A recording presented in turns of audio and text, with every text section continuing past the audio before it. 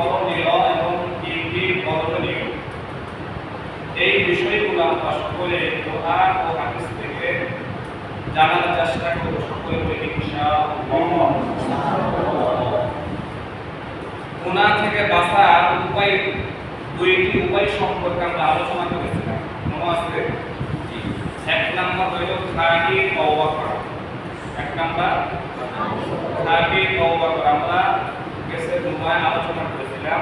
দুই নাম্বার বেশি বেশি আল্লাহর দরবারে আস্তাগফিরুল্লাহ করা। আমরা দুই একবার আস্তাগফিরুল্লাহ পড়ি, আস্তাগফিরুল্লাহ আস্তাগফিরুল্লাহ আস্তাগফিরুল্লাহ। তাহলে কি আল্লাহ বলেন ফাকুল তুস্তাগফিরু রাব্বাকুম ইন্নাহু কানা গফফারা। যে ব্যক্তি আমার কাছে ক্ষমা চাওয়ার জন্য আস্তাগফিরুল্লাহ বলল, ওই ব্যক্তিকে আমি ক্ষমা করে দেব। সুবহানাল্লাহ। ইউসিরিস সালাম আলাইকুম বিদরা।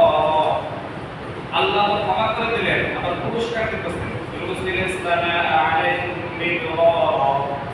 যে ব্যক্তি আস্তাগফিরুল্লাহ পাঠ করলো, আমি আল্লাহ তাআলা ওই ব্যক্তির উপরে বৃষ্টির চাইতেও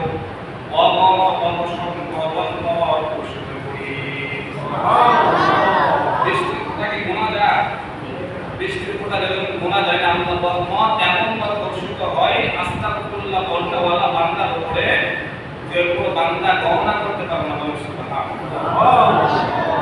ওয়ায়ুমদিদুকুম বিআমওয়ালিন ওয়া বানিন। দুই নম্বর পুরস্কার যারা আস্তাগফিরুল্লাহ বলবে, আল্লাহ তাআলা তাদের সম্পদকে বৃদ্ধি করে দেয়। সুবহানাল্লাহ বলেন না?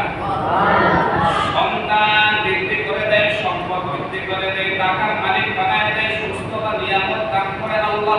সুবহানাল্লাহ। এই বিষয়ে আমরা লম্বা আলোচনা করেছি। আজকে আমরা গুনাহ থেকে বাঁচার তিনটি উপায় সম্পর্কে আলোচনা করব। এক নাম্বার গুনাহ থেকে বাঁচার উপায় হচ্ছে বেশি বেশি আল্লাহ তাআলার কাছে মাফ চাওয়া। কি চাওয়া? মাফ চাওয়া। কিভাবে? নবী বলেন আল্লাহুম্মা গফিরলি, আল্লাহ আমাকে মাফ করে দেন। আল্লাহুম্মা গফিরলি, আল্লাহুম্মা গফিরলি, আল্লাহুম্মা গফিরলি। যে বলা যাবে ইনশাআল্লাহ, তো বলেন আল্লাহুম্মা গফিরলি, আল্লাহুম্মা গফিরলি, আল্লাহুম্মা গফিরলি। অর্থ কি?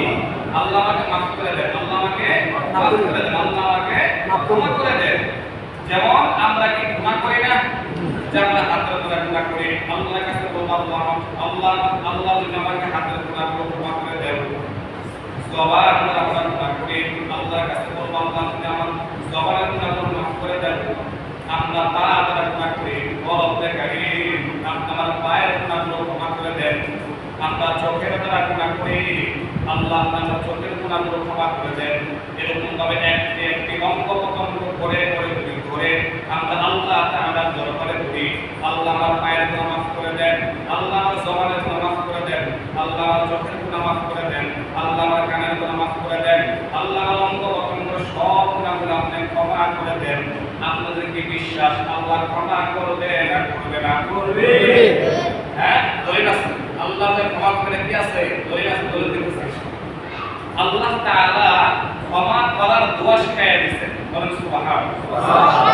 আমরা কিভাবে আল্লাহর কাছে ক্ষমা চাইবো, মাফ চাইবো, এটা চিন্তা করে আমাদের বের করতে হবে না। কোরআনের মধ্যে আল্লাহ বলেন সূরা মুমিনের 118 নম্বর আয়াতের মধ্যে আল্লাহ বলেন, কি বলেন? রব্বির গফির ওয়ারহাম। ও বান্দা তুমি এই বাক্যটা আমার কাছে বলো, রব্বির গফির ওয়ারহাম, রব্বির গফির ওয়ারহাম, রব্বির গফির ওয়ারহাম। বলা যাবে না? রব্বির গফির ওয়ারহাম, রব্বির গফির ওয়ারহাম, রব্বির গফির ওয়ারহাম ওয়া আনতা আরহামুর রাহিমিন। সুবহানাল্লাহ। সুবহানাল্লাহ। এটা কি? রব্বির গফির, আল্লাহ তোমাকে মাফ করে দেন, ওয়ারহাম আমার উপর রহমত নাযিল করেন। আল্লাহ বলে বান্দা আমি তোমাকে মাফ করব, আমি তোমার উপর রহমত নাযিল করব। সুবহানাল্লাহ। দলিল আল্লাহ মাফ করে দলিল মুসলিম শরীফের 3540 নম্বর হাদিস। হাদিসের কুদসির মধ্যে আল্লাহ বলে, আল্লাহ নিজেই বলেন, ইয়া বানা আদম ইন্নাকা মা দা'আতনি ওয়া রাজাবতনি ক্বাদ গফারতু লাকা আলা মা কানা ফীকা ওয়া লা উবালি। আল্লাহ বলেন বনি আদম সন্তান না জিদ্দাতি? বলেন না, আমরা সকলে কি সন্তান? বনি আদম সন্তান। আমাদেরকে আল্লাহ বলতেছে, হে বনি আদম সন্তান, ইন্নাকা মা দাআউতানি ওয়া রাজাউতানি ক্বাদ গফারতু লাকা আলা মা কানা ফীকা ওয়াল আরফানি। তোমরা আমার কাছে বারবার তোমার জন্য প্রার্থনা করো, আমি আল্লাহ তাআলা তোমাদেরকে বারবার ক্ষমা করে দেব। আল্লাহ বলেন, ওয়ালা উবালি, আমি তোমাদেরকে ক্ষমা করব, কোনো পরোয়া করব না, কাউকে জিজ্ঞাসাও করব না, আমি আল্লাহই তোমাদেরকে মাফ করে দেব। সুবহানাল্লাহ। বলে পাইছেন? তাহলে আমরা আল্লাহর কাছে মাফ চাওয়া যাব ইনশাআল্লাহ। ইনশাআল্লাহ। আমাদের গুনাহ আছে না নাই? আছে। কত হাজার হাজার গুনাহ করেছি, জানা অজানা, সগীরা কবিরা, জাহিলি বাতিল, শিরকি বিদআতি, বন্ধুর বান্দায় পড়ে, বান্ধবের দোকাই পড়ে, দুনিয়ার দোকাই পড়ে, সম্পদের দোকাই পড়ে, সন্তানের দোকাই পড়ে, আমার আমলনামার মধ্যে হাজার হাজার হাজার গুনাহ হয়ে গেছে। আমি কোনদিন আল্লাহর কাছে বলি নাই, ও রব্বে কারীম, আমি একটা জিনার কাজ করতে গিয়ে 10 মিনিট সময় ব্যয় করেছিলাম, আমি 20 মিনিট সময় তোমার কাছে মাফ চাইতেছি। ও আল্লাহ, আমি হাতের দ্বারা অন্যায় কাজ করেছি আধা ঘন্টা, আমি তোমার কাছে 1 ঘন্টা সেজদায় পড়ে পড়ে তোমার কাছে কান্না করবে মালিক। তুমি আমাকে দয়া করে বানাইছো, তুমি আমার জন্য আসমান বানাইছো, তুমি আমার জন্য জমিন কত সুন্দর করে বানাইছো, আমার জন্য ভিটামিন ফলের ব্যবস্থা করেছো, সূর্যের আলোর ব্যবস্থা করেছো, চাঁদের আলোর ব্যবস্থা করেছো, তুমি আমাকে সব দিয়েছো রে মালিক। আমি তো দুনিয়ার দোকাই করে হাতের দ্বারা অন্যায় কাজ করলাম, হাতের দ্বারা জিনার কাজ করেছি। ও আল্লাহ, তুমি যদি আমাকে ক্ষমা না করো, আমি তো এই জাহান্নামের আগুন সহ্য করতে পারবো না, আমি তো কবরের মধ্যে আযাব সহ্য করতে পারবো না রে মালিক। আপনি আমাকে যতক্ষণ পর্যন্ত ক্ষমা করবেন না, ততক্ষণ পর্যন্ত আমি আপনার কাছে কান্না করে করে জীবন যাপন করবো। এরকম আমরা কোনদিন নিয়ম করছি? আমরা যদি এরকম ভাবে আল্লাহর কাছে বলতে পারি, আল্লাহ, আমরা তো দুনিয়ার মধ্যে পদে পদে গুনাহ করেছি, আজ থেকে তওবা করলাম, আর গুনার কাজ করব না, দুনিয়ার মধ্যে চলতে পারি আর পারি না, পারি আর না পারি, খানা খাইতে পারি আর না পারি, ক্ষমতা থাকুক আর না থাকুক, আর কোনোদিন অন্যায় কাজ করব না, মা বাবাকে কষ্ট দেব না, সন্তানের হক নষ্ট করব না, মায়ের হক নষ্ট করব না, বাবার হক নষ্ট করব না, পাকা দাড়িওয়ালা সাদা দাড়িওয়ালা মুরব্বির সঙ্গে বেয়াদবি করব না, ইমামের বিরুদ্ধে কথা বলবো না, মাদ্রাসার বিরুদ্ধে কথা বলবো না, মসজিদের বিরুদ্ধে কথা বলবো না, আর কোনোদিন মানুষকে কাঁদাইব না, আর কোনোদিন শয়তানকে হাসাইব না, আর কোনোদিন দুনিয়ার মধ্যে নাপাকি কাজ করব না রে মালিক। তোমার নাম রহমান, তোমার নাম গফফার, তোমার নাম সাত্তার।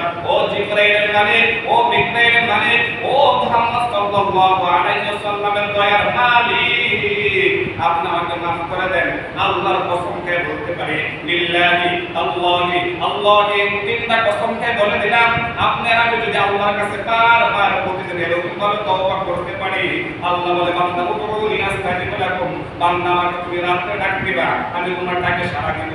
বান্দা তুমি যখন করে আমাকে ডাকতেছো, আমি তোমার ডাকে সাড়া দিতেছি। বান্দা তুমি যখন মনে চাই যে অবস্থায় তুমি আমাকে ডাকবা, ডাকতে দেরি, আমি আল্লাহ তাআলা তোমার ডাকে সাড়া দিতে, ক্ষমা করতে দেরি করব না। সুবহানাল্লাহ।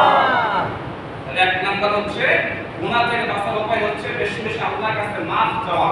আল্লাহ আমাদের সকলকে বেশি বেশি মাফ চাওয়ার তৌফিক দান করুন। সকল বলেন আমিন। এবার আসেন 2 নাম্বার, সংক্ষিপ্ত সময় কম।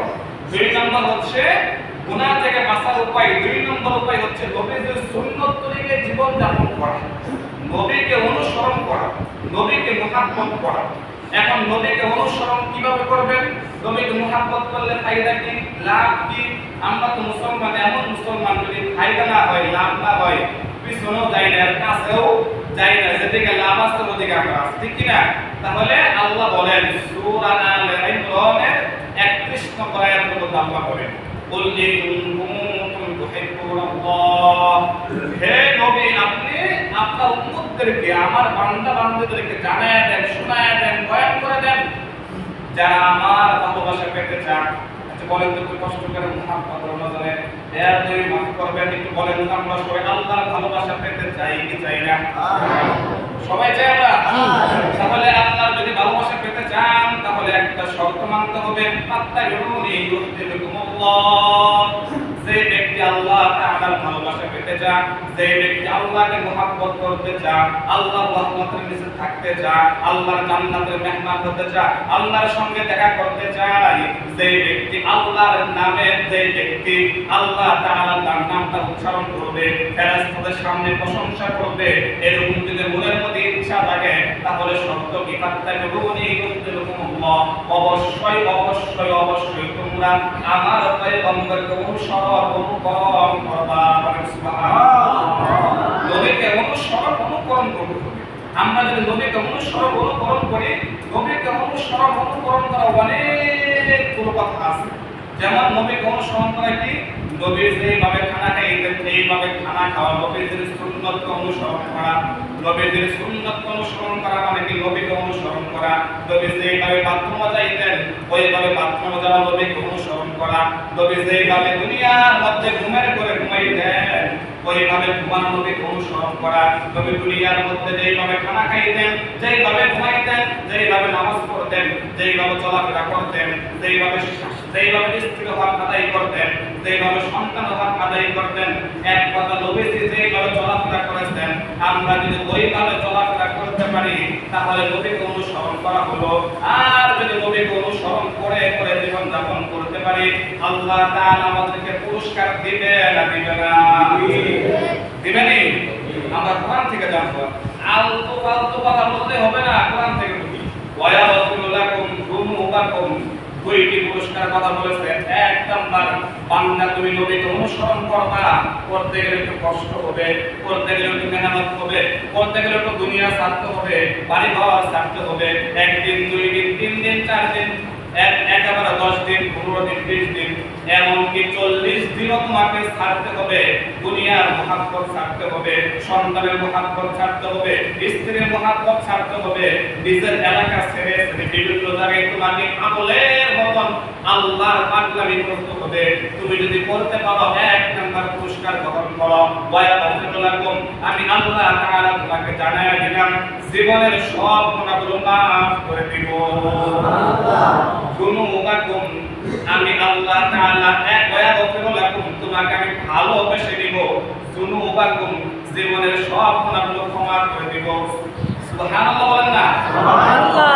আর নবীকে অনুসরণ করতে হবে। জবান দিয়ে বললাম নবীকে অনুসরণ করি, নবীর সুন্নাহ মুখে দাড়ি নাই হবে না। হাদিসের মধ্যে আল্লাহর পয়গম্বর বলতেছেন, বুখারী শরীফের সহিহ বুখারী শরীফের মাত্র 15 নম্বর হাদিস, লা ইউমিনু আহাদুকুম হাত্তা আকুনা হাব্বা ইলাইহি মিন ওয়ালিহি ওয়া ওয়ালাদিহি ওয়ান নাস আজমাইন। আল্লাহ তাআলার পয়গম্বর বলেন, তোমরা ততক্ষণ পর্যন্ত প্রকৃত মুমিন হতে পারবে না, প্রকৃত মুমিন দাবি করতে পারবে না ততক্ষণ পর্যন্ত যতক্ষণ পর্যন্ত তোমার মাকে তুমি যেই পরিমাণ ভালোবাসো, তোমার বাবাকে তুমি যেই পরিমাণ ভালোবাসো, তোমার সন্তানকে তুমি যেই পরিমাণ ভালোবাসো, তোমার উস্তাদকে তুমি যেই পরিমাণ ভালোবাসো, এবং কি তোমার আত্মীয় স্বজনকে তুমি যেই পরিমাণ ভালোবাসো, তোমার সম্পদকে তুমি যেই পরিমাণ ভালোবাসো, সকল কিছু ভালোবাসার চাইতেও আমার নবীকে যদি বেশি না ভালোবাসতে পারো তাহলে ওই ভালোবাসার কোনো দাম নাই, ওই ভালোবাসার কোনো দাম নাই, ওই মুমিন প্রকৃত মুমিন হতে পারবে না। তোমার মাকে তুমি যেই পরিমাণ ভালোবাসো এর চাইতে নবীকে ভালোবাসতে হবে। তুমি তোমার সন্তানকে যেই পরিমাণ ভালোবাসো এর চাইতে নবীকে বেশি ভালোবাসতে হবে। তুমি তোমার স্ত্রীকে যেই পরিমাণ ভালোবাসো এর চাইতে নবীকে বেশি ভালোবাসতে হবে। এখন আমার স্ত্রী বলে দাড়ি কাটা ফেলাও, আর নবীজি বলেন দাড়ি কাটা যাবে না। এখন যদি আমি দাড়ি কাটি তাহলে নবীজি বেরাসি হইল আর স্ত্রী খুশি হইল, দেখা গেল দাড়ির ক্ষেত্রে নবীকে ভালোবাসা হয় নাই। তাহলে আমি যদি বলি প্রকৃত মুমিনদার, প্রকৃত ইমানদার, প্রকৃত আশিকিন উম্মত, প্রকৃত আল্লাহর আশিকিন বান্দা, টাটকা মিছা কথা। আল্লাহর পয়গম্বর বলেন দুনিয়ার মধ্যে যত কিছু তুমি মহব্বত করো এর চাইতে বেশি আমি নবীকে যদি মহব্বত করতে পারো তাহলে তুমি প্রকৃত মুমিন ইমানদার আল্লাহর আদালতে হতে পারবে। বলেন সুবহানাল্লাহ। আমরা যদি নবীর সুন্নাত মানি তাহলে আমাদের ফায়দা কি, আমাদের পুরস্কার কি? মুসলিম শরীফে 2678 নম্বর হাদিস, সংক্ষিপ্ত মান আহইয়া সুন্নতি ফাকাদ আহাব্বানি ওয়া মান আহাব্বানি কানা মাই ফিল জান্নাহ। আগে প্রশ্ন আমরা বলেন না আল্লাহ মান আহইয়া সুন্নতি, যে ব্যক্তি নবীর সুন্নতকে ভালোবাসে ওই ব্যক্তি নবীকেই ভালোবাসলো। আর যে ব্যক্তি নবীকে ভালোবাসে, আল্লাহর পয়গম্বর বলেন আমি যে জান্নাতে প্রবেশ করব, আমি যে জান্নাতে যাইব, ওই বান্দা আমার সঙ্গে ওই জান্নাতের মেহমান হয়ে যাবে। সুবহানাল্লাহ। আরেকটি উপায় বলে দেই, এক মিনিট শেষ করে দেই। 3 নম্বর উপায় হচ্ছে গুনাহ থেকে বাঁচা, আযান দেওয়া। আযান দেওয়া আমরা কিন্তু এটা একেবারে দিতে চাই না, ওই বাচ্চারা দেয় মাঝে মাঝে অনেকেই দেয়, কিন্তু আমরা দিতে চাই না। নবীজি বলেন আবু দাউদ শরীফে 515 নম্বর হাদিস, আল্লাহর পয়গম্বর বলেন আল মুয়াজ্জিনু ইউকাল লাহু মাদা সাউতিহি, মুয়াজ্জিন মুয়াজ্জিন যে আযান দেয়, আযানটা যত দূরে যায় আল্লাহর পয়গম্বর বলেন বান্দার গুনাহ কত দূর পর্যন্ত ক্ষমা করে দেওয়া হয়। সুবহানাল্লাহ। আমরা দিতে চাই না। হ্যাঁ, ওয়াশহাদু লাহু কুল্লু রাবিন ওয়া ইয়াবিস, এমনকি মুয়াজ্জিনের আযান যত জিনিস শুনে, শুকনা ভিজা যত বস্তু শুনে, কিয়ামতের ময়দানে ওই বস্তু, ওই শুকনা ভিজা জাতীয় জিনিসগুলো আল্লাহর আদালতে মুয়াজ্জিনের পক্ষে সাক্ষী দেবে। সুবহানাল্লাহ। আল্লাহ আমাদের সকলকে বেশি বেশি আযান দেওয়ার তৌফিক দান করুন।